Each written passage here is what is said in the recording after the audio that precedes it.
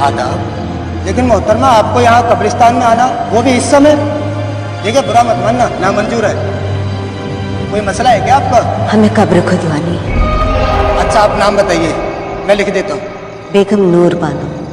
इंतकाल किसका हुआ है? किसी का भी नहीं। हमें अपनी कब्र खुदवानी है।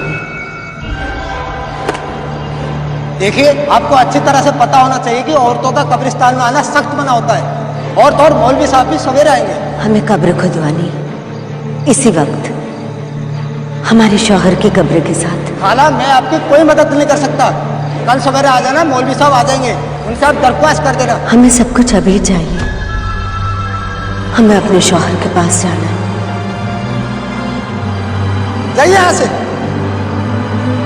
अरे जाओ।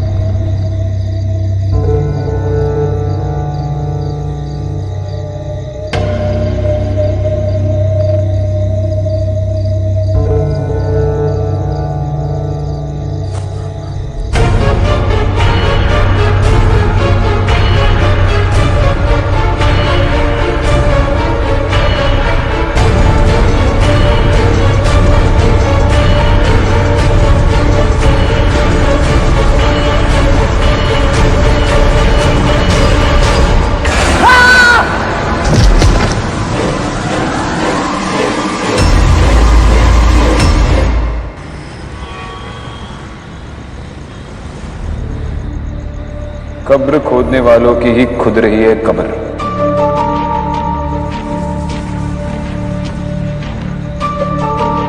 कब्रिस्तान में कब्र खोदने वाले को कोई क्यों मारेगा, वो भी इतनी बेरहमी से। तुमने गौर किया? उसे मारकर कब्र में फेंक दिया, लेकिन ऊपर से किसी ने मिट्टी नहीं डाली। इसका मतलब जिसने भी ये किया है वो चाहता है कि ये कत्ल लोगों की नजर में आए। ये कम्युनल झगड़ा भी हो सकता है। सुरेश सर भी कह रहे थे उस कम्युनिटी के लोग काफी घबराए हैं।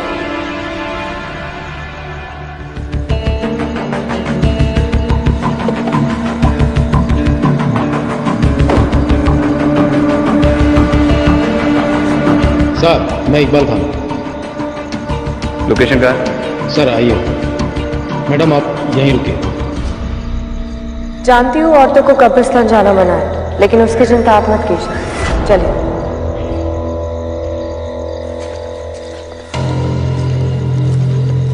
सर यही जगह है।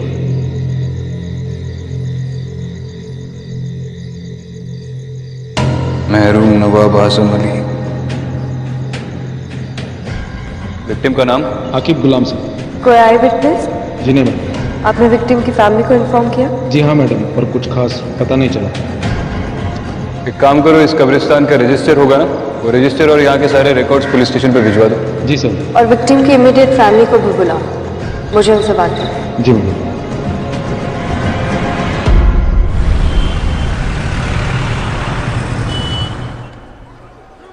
माफ कीजिए, आपसे कुछ सवाल पूछने थे, इसीलिए अभी आपको तकलीफ दी। आप ठीक तो है? अब कुछ ठीक नहीं हो सकता। एक बेटी है हमारी, हर वक्त पूछती रहती है अब्बू कहाँ, अब्बू कब आएंगे। मना किया था आपने, कब्रिस्तान का काम मत करो, कोई और नौकरी भी तो ढूंढ सकते हो।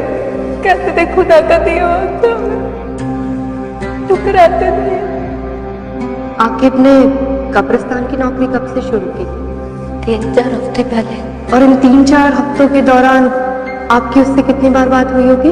1-2 बार बात हुई थी, पूछने पे बोलते थे सब सलामत, पर नहीं। हम जानते उनकी आवाज में एक अजीब सी घबराहट थी। सब कहते हैं उस कब्रिस्तान में शैतान का साया, ये सब उसी का किया हुआ है। ठीक है, आप जा सकती हैं। अगर दोबारा जरूरत पड़ी तो बुलाएंगे।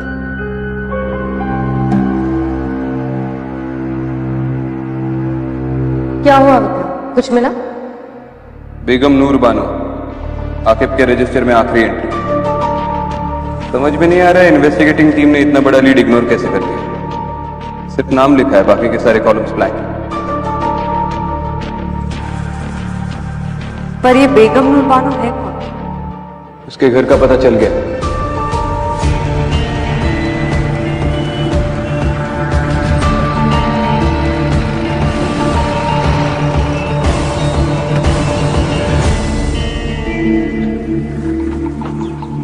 रुको यहीं पे।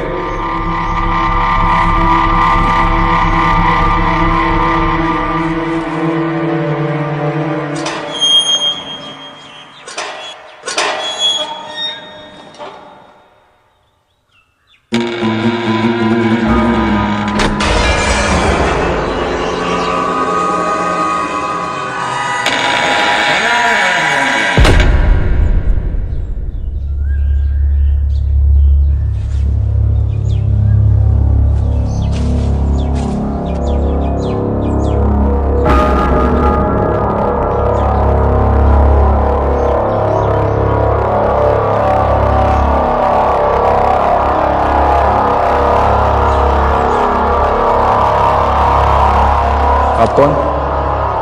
हमारी छोड़िए, आप बताइए कि आप कौन? पुलिस। एक इन्वेस्टिगेशन के सिलसिले में यहाँ पर आया है। आप अंदर नहीं जा सकते। अच्छा, आप रोकेंगे पुलिस को? नाम क्या है तुम्हारा? नासिर। ये हवेली किसकी है? हमारे नवाब साहब की। वो है अंदर? नवाब साहब को गुजरे हुए जमाना हो गया है। हम नवाब साहब के खानदानी मुलाजिम हैं।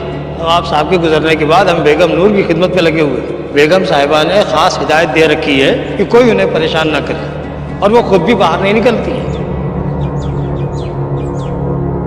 आपके नवाब साहब का नाम क्या था? मरहूम नवाब आजिम अली।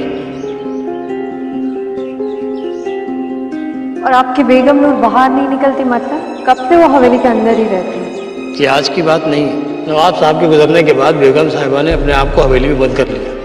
पिछले 3 महीनों से उनको किसी ने नहीं देखा है। मैं हर रोज दोनों वक्त का खाना दरवाजे पर रख देता हूँ। वो तो खुदा का शुक्र है कि वो खाना खा लेती है। तो पिछले 3 महीनों में आप बेगम साहिबा से बिल्कुल मुखातिब नहीं हुए? बेगम साहिबा की आदत थी, वो इससे पहले भी 3-4 बार ऐसा कर चुकी है। वो अपने आप को कमरे में बंद कर लिया करती थी। शुरू में तो हमको भी बड़ा अजीब सा लगता था, डर लगता था कहीं बेगम साहिबा को कुछ हो ना गया हो। और हमें उनसे मिलना हो तो? मैंने कहा ना साहब, उनसे कोई नहीं मिल सकता। यही बेगम साहिबा का फरमान है।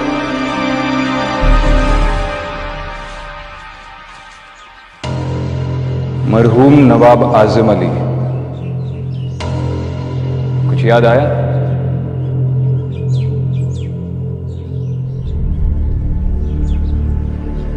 इस इमारत के हश्र को देखकर समझ में आता है इसकी नींव कितनी मजबूत होगी।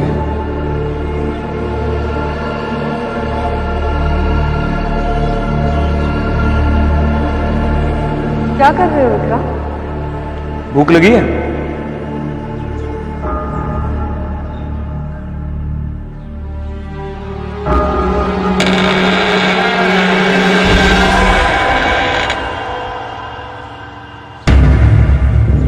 चलो।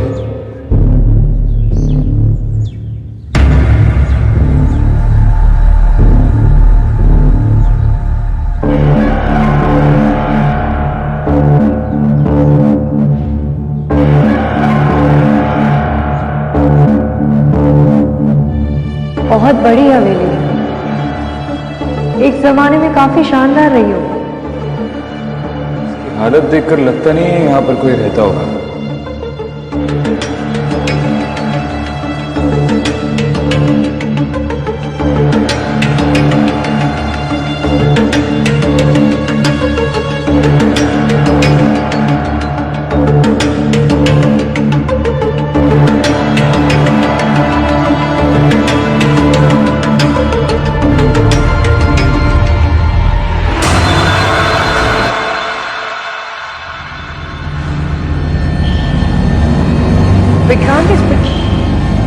विक्रांत,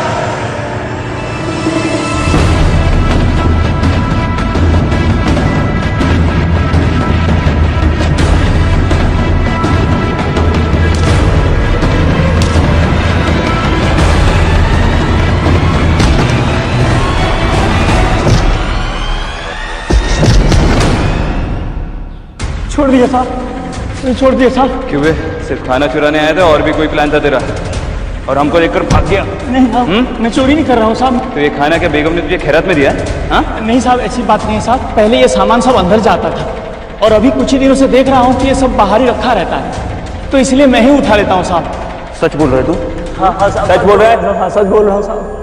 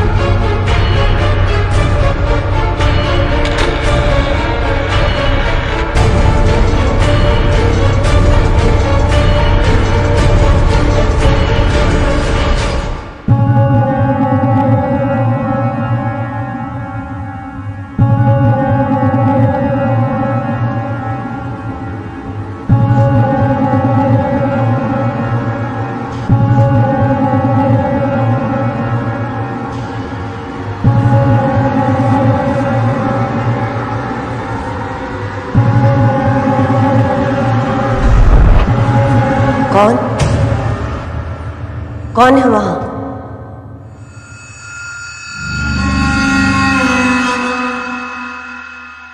तुम अंदर कैसे आए? आई एम सॉरी पर मैं एएसपी अदिति शर्मा हूँ, मुंबई पुलिस। आप बेगम नूर बानो है ना? आपसे कुछ बात करनी है। किसी के घर में बगैर इजाजत के चोरों की तरह कैसे चले? हमारे कमरे में आने की जरूरत कैसे की? देखिए, मैं सिर्फ अपना काम कर रही हूँ। नासिर, मैम, मुझे आपसे एक मर्डर के सिलसिले में कुछ बात करनी है।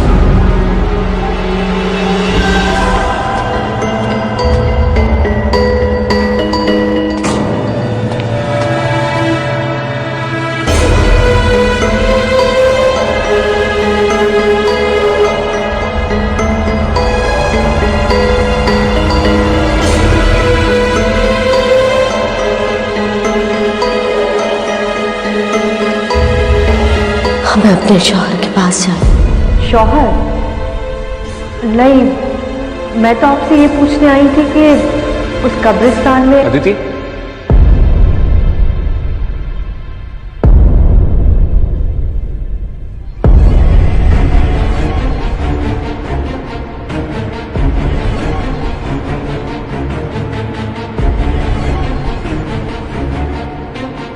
चलो।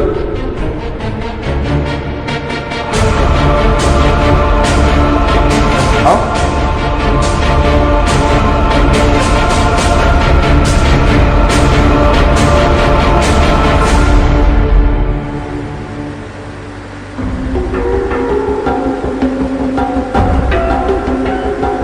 तुम ठीक हो?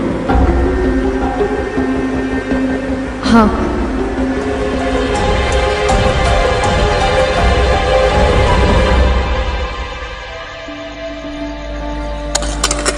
क्या जिंदगी है यार, रोज रोज एक ही काम। इससे अच्छा तो मैं मर जाऊं।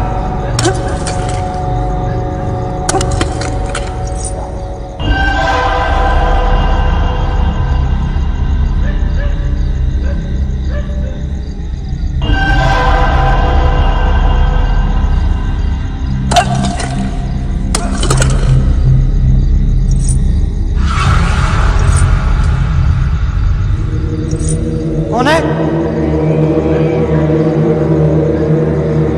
कौन है वो?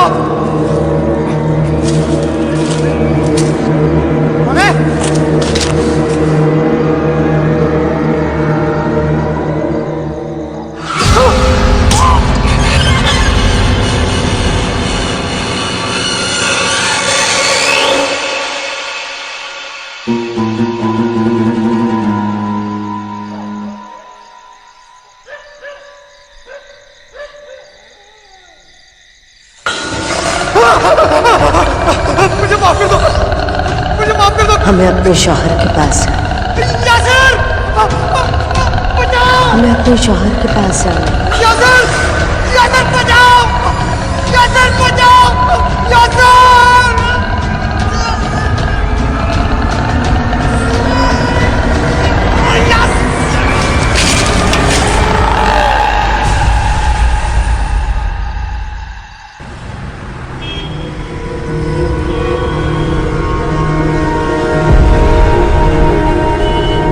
इतने लोग कब्रिस्तान में मारे जा रहे हैं सर, आप लोग क्या कर रहे हैं? आप कुछ भी नहीं कर पा रहे हैं, ऐसा क्यों सर? कुछ नहीं होता आप लोगों से, बस हाथ पे हाथ रख के बैठे रहिए। तुम सही कह रहे हो। अरे कांस्टेबल, इन्हें पानी पिलाओ, ठंडा करो इन्हें, गर्मी बहुत बढ़ गई है। क्या बात है, क्यों गला फाड़ रहे हैं? सब वो शाकिब मेरा भाई था। आगे बोलो। सब उस रात को जब मैं उसके लिए खाना लेके गया, जैसे मैं दरवाजे के पास पहुंचा तो उसके चिल्लाने की आवाज आ रही थी। ऐसा लगा जैसे वो किसी से माफी मांग रहा है। मैंने आसपास बहुत ढूंढने की कोशिश करी लेकिन सब वहां कोई था नहीं। आखिर कब तक ऐसे कब्रिस्तान में लोग मरते रहेंगे साहब? हमें जवाब चाहिए। सही वक्त आने पर सारे जवाब मिल जाएंगे। अभी तुम लोग घर जाओ। मेरे ख्याल से ये सब कुछ बेगम नूर कर रही है। इसका मतलब दिन भर घर पे छुप कर बैठने वाली रात को बाहर निकलती है। विक्रांत, तुमने बताया था ना, उस गरीब आदमी ने कहा था कि पिछले कई दिनों से मुलाजिम का रखा खाना किसी ने नहीं उठाया और खाना खाए बिना कोई जिंदा नहीं रह सकता। तो इसका मतलब ये है कि वो मर गई है और उसकी आत्मा ये सब कुछ कर रही है। उस मुलाजिम ने भी कहा था कि बेगम नूर महीनों तक बाहर नहीं आती है, तो हो सकता है कि अकेलेपन में उसकी मौत हो गई हो और किसी को पता नहीं चला हो। और मेरे ख्याल से उसकी बॉडी अभी भी उसी हवेली में है। अब इसका जवाब तो वो हवेली ही दे पाएगी। खाना खाया तुमने? नहीं, क्यों? नहीं, उस मुलाजिम ने खाना घर के बाहर तो रखा ही होगा और अब तो वो चोर भी पकड़ा गया। अरे तुमने ही तो कहा खाने के बगैर कोई जिंदा नहीं रह सकता।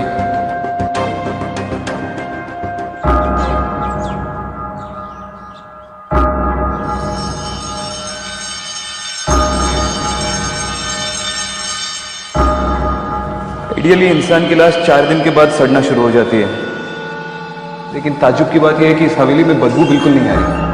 अगर उसकी लाश पिछले 3 महीनों से यहां पर पड़ी हुई है तो बदबू जरूर आती है। कोना कोना छान मारो and Aditi look for a stench.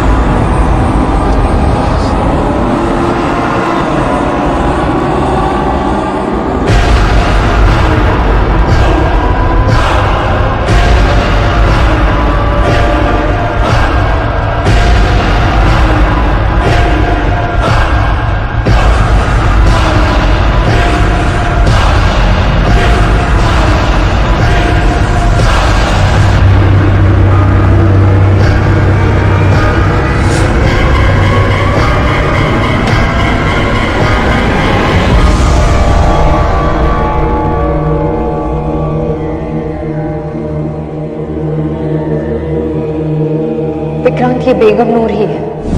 उसके गले में जो हार है उसे मैंने उसकी हर तस्वीर में देखा है। उस दिन वो मुझसे अपने शौहर के बारे में कुछ पूछ रही थी। हमें अपने शौहर के पास जाना। उसका शौहर वही है ना जिसकी कब्र हमने उस कब्रिस्तान में देखी थी, नवाब आजिम अली। विक्रांत, मुझे लगता है कि हम बेगम नूर की कब्र उसके शौहर की कब्र के पास बनाते तो शायद उसकी आत्मा को शांति मिल जाए और ये सब कुछ रुक जाए। शायद हाँ, शायद ना, लेकिन ये कंकाल पिछले 3 महीनों से यहाँ पर पड़ा हुआ है। यकीनन अब वक्त आ गया है कि उसे दफनाया जाए।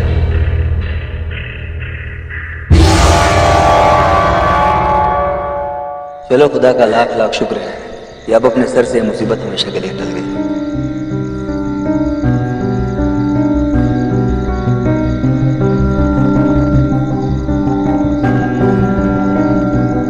मुझे लगता है अब सब कुछ ठीक हो जाए। कम से कम देर से ही सही बेगम नूर की आत्मा को सही अंजाम तो मिला। अब शायद वो किसी को तंग नहीं करेगी।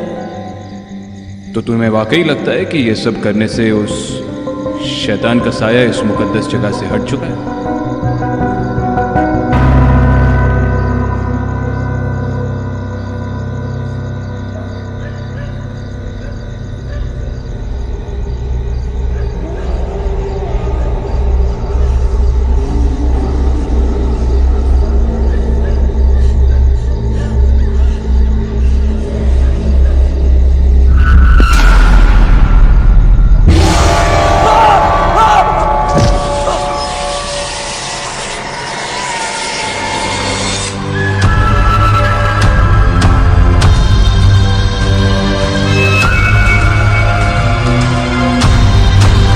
हमें अपने शौहर के पास जाना है। बेगम नूर बानो, नवाब आजिम अली। क्या लाइफ रही होगी इनकी एक जमाने में। मुझे तो दिलचस्पी इस बात की है कि अब इतनी बड़ी प्रॉपर्टी का क्या होगा। अब ना तो नवाब रहे ना ही बेगम साहिबा।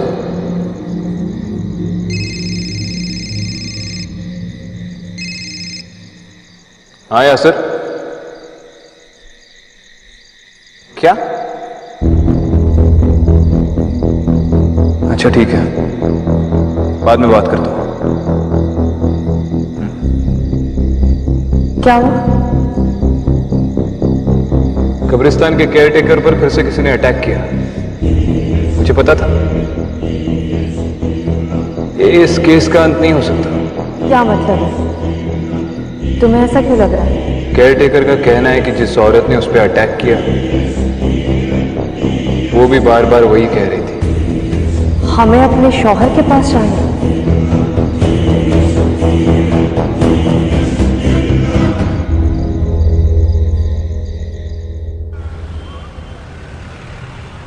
नवाब साहब बहुत ही इज्जतदार आदमी थे। लोगों का उनसे बहुत लगाव था। उनकी मौत कैसे हुई? तकरीबन 15 साल पहले उनके घर वालों ने उनकी गायब होने की रिपोर्ट लिखवाई थी। गायब होने की? वो गायब कैसे हुए थे? वो जंगल से गुजर रहे थे, तभी उनके साथ कोई हादसा हुआ और उसके बाद वो घर लौट कर नहीं आए। कैसा हादसा? वो तो कुछ पता नहीं चला। फिर हमने जंगल के अलावा आसपास के कब्रिस्तान और मुर्दाघरों में बॉडी ढूंढने की कोशिश की, लेकिन बॉडी नहीं मिली। बस उनके कपड़े और जूते मिले। ये नवाब साहब की किसी के साथ गांव में दुश्मनी या फिर पैसे या प्रॉपर्टी को लेकर कोई प्रॉब्लम्स थे? सर दुश्मनी तो क्या होगी, वो तो अपना सब कुछ बेगम साहिबा ट्रस्ट के नाम ही करना चाहते थे। उनके मरने के बाद बेगम नूर ही उनकी ट्रस्ट चलाती थी और जो पैसा है वो उसी ट्रस्ट में है। उस ट्रस्ट का एड्रेस है आपके पास? जी सर, ये रहा।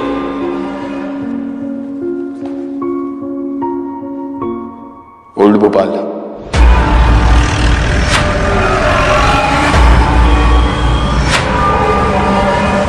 बेगम साहिबा किसी फरिश्ते से कम नहीं थी।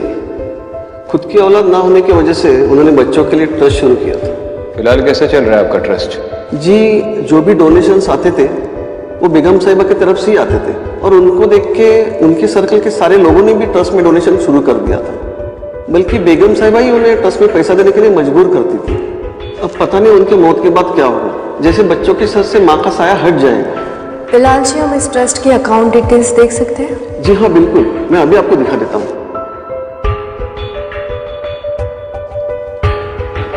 जी देखिए,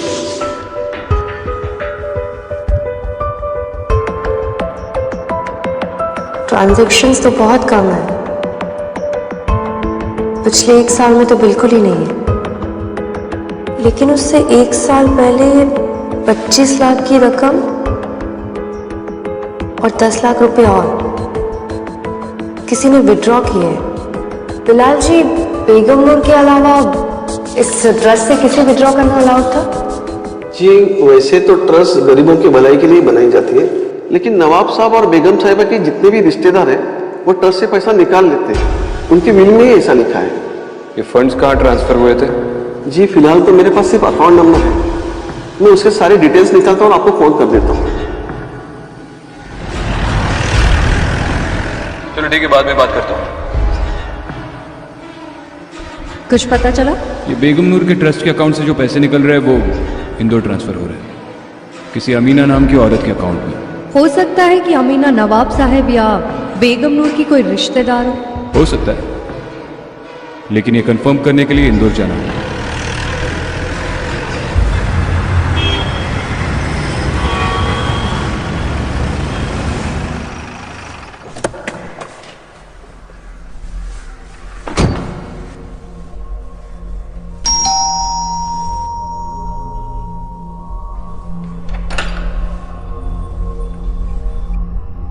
जी बोलिए, आप कौन?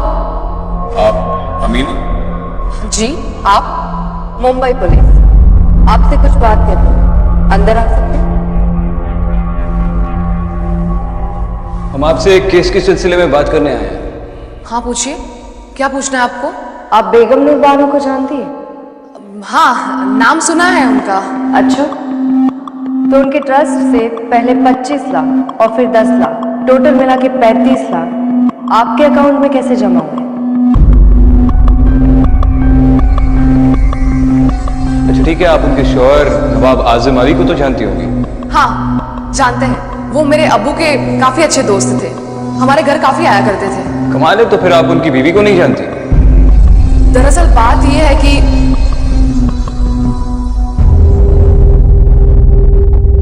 अमीना जी, इन तस्वीरों में आपके शौहर नहीं दिखाई दे रहे। आप यहाँ अपने बच्चों के साथ अकेली रहती हैं? जी वो बाहर गए हैं, मेरा मतलब है कि वो देश के बाहर काम करते हैं। बड़ा लंबा सफर तय करके आए हैं हम। जी? एक गिलास पानी मिलेगा?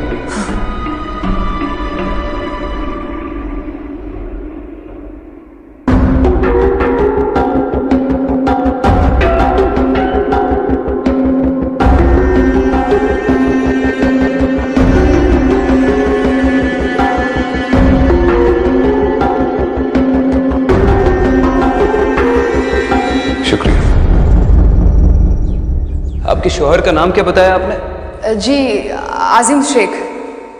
उनकी कोई तस्वीर देख सकती हूँ मैं? आपके मोबाइल में तो होगी।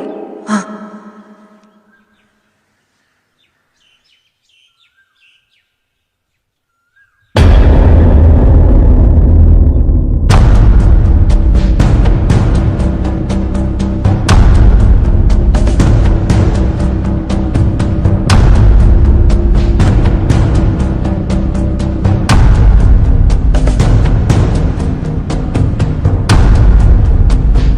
नवाब साहब? लेकिन आप लोग कौन हैं? अरे नवाब साहब आइए, बैठिए बैठिए, आप ही का घर है, आइए आइए।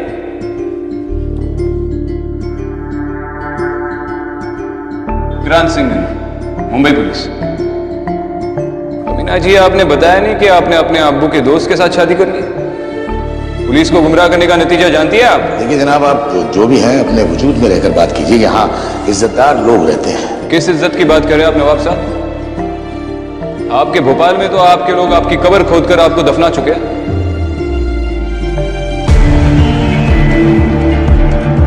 नवाब साहब, आपकी पहली बीवी बेगम नूर बानो आपको 15 साल से ढूंढ रही है और आप यहाँ पर? शर्म नहीं आती आपको?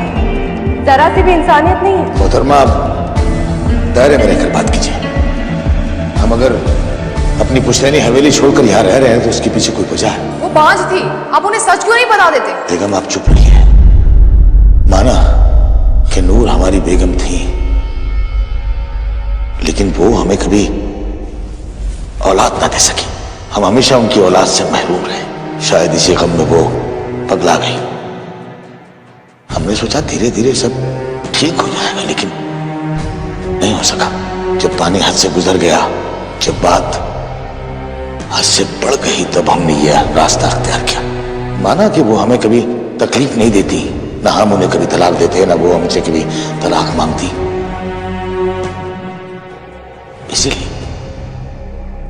इसीलिए हम अपनी जायदाद, अपनी हवेली सब कुछ छोड़कर चले आए उनके नाम। उन्होंने वो हवेली नहीं छोड़ी चुके, उन्हें अंदेशा था कि उस पर कब्जा ना हो जाए। और आप ऐसी औरत की बात सुनकर चलिए। 3 महीने पहले उनकी मौत हो चुकी है। इन्ना लिल्लाहि व इन्ना इलैहि राजिऊन। और क्योंकि वो घर से बाहर नहीं निकलती थी, किसी को भी उनकी मौत की खबर नहीं हुई और उनका शरीर उसी हवेली में सड़ गया। या अल्लाह, इतनी दर्दनाक मौत। या अल्लाह, उन्हें जन्नत नसीब हो। वो तो उन्हें होगी। अब हम चले, दोबारा मुलाकात होगी।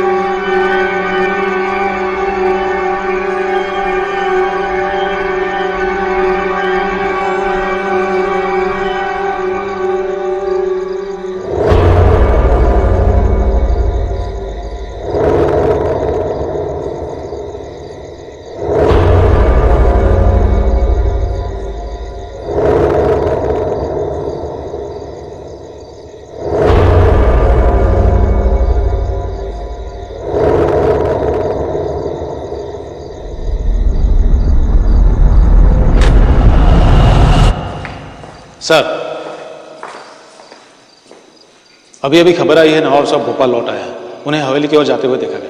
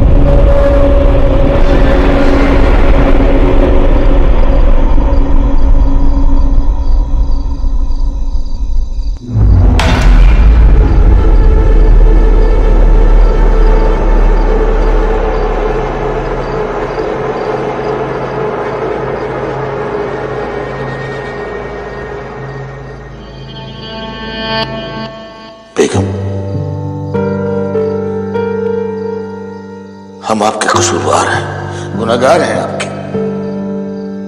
बखुदा, हमारा मकसद आपको तकलीफ देना नहीं था, लेकिन क्या करते, थक गए थे। हमने आपके साथ बहुत बुरा किया, हमें माफ कर दीजिएगा, माफ कर दीजिए।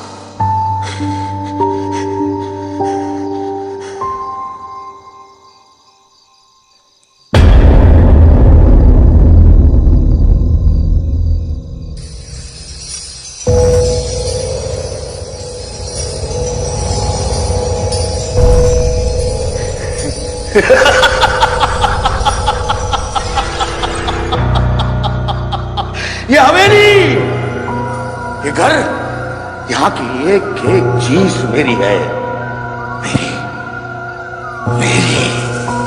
अजीब बेवकूफ औरत थी तुम, खुद को 15 साल इस हवेली में बंद रखा। अच्छा हुआ कि हमने तुम्हें छोड़ दिया, वरना तुम तो हमें भी अपने साथ पागल कर देती। बेगम नूर, अरे अगर मरना ही था तो 15 साल क्यों हमें हमारे ही घर से दूर रखा?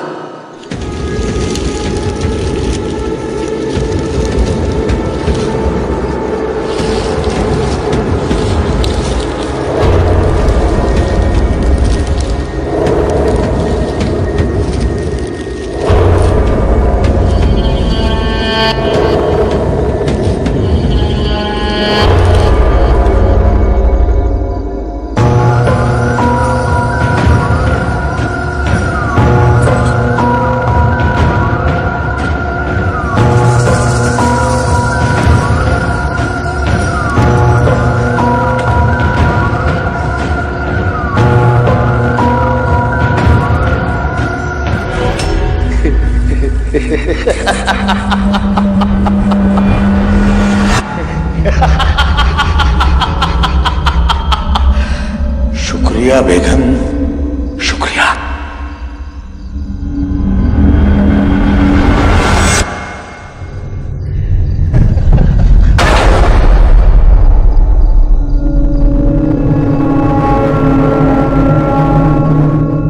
दरवाजा खोलो, दरवाजा खोलो। हसन, कहाँ जा रहे हैं आप?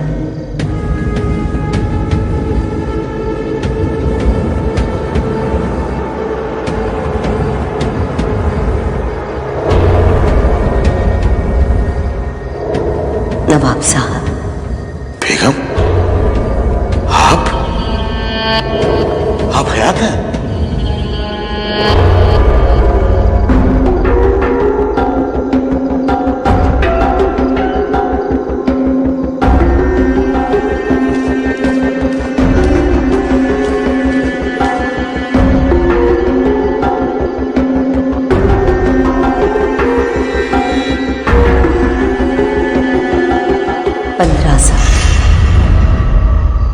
पंद्रह साल इंतजार किया आपका,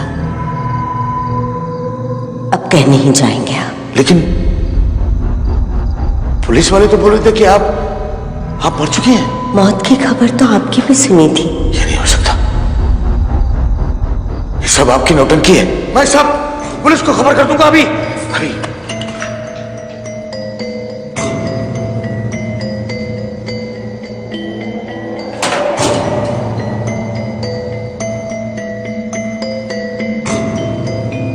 बेगम, हमें माफ कर दीजिए, हम आपको तकलीफ देना नहीं चाहते थे, हम आपके गुनहगार हैं। बहुत इंतजार करवाया आपने, अब कहीं नहीं जाने दूंगी।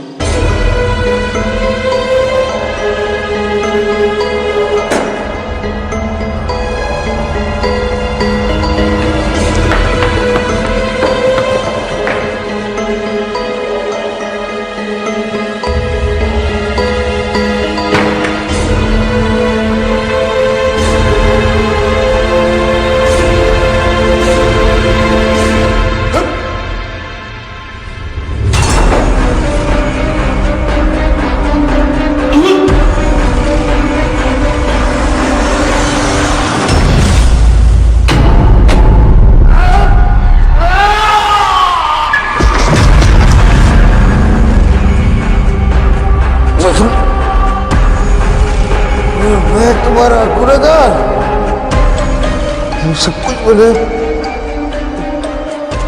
ऐसे के लिए किया।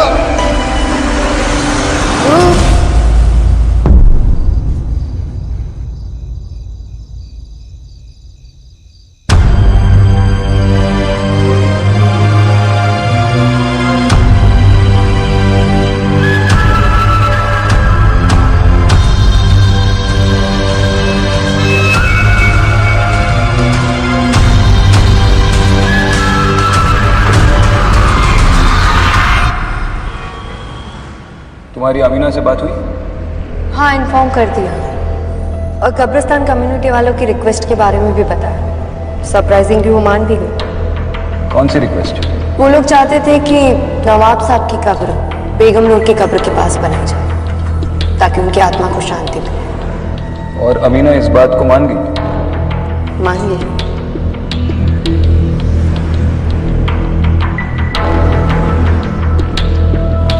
क्या सोच रही हो? यही कि नवाब साहब का सच जानने के बाद मुझे नहीं लगता है कि बेगम नूर उनकी कब्र के पास रहना चाहती है। तुम्हारा ये बेगम नूर के साथ का रिश्ता मुझे ठीक नहीं लगा। क्या मतलब है? तुम इंसानों के साथ रिश्ता क्यों नहीं रखती?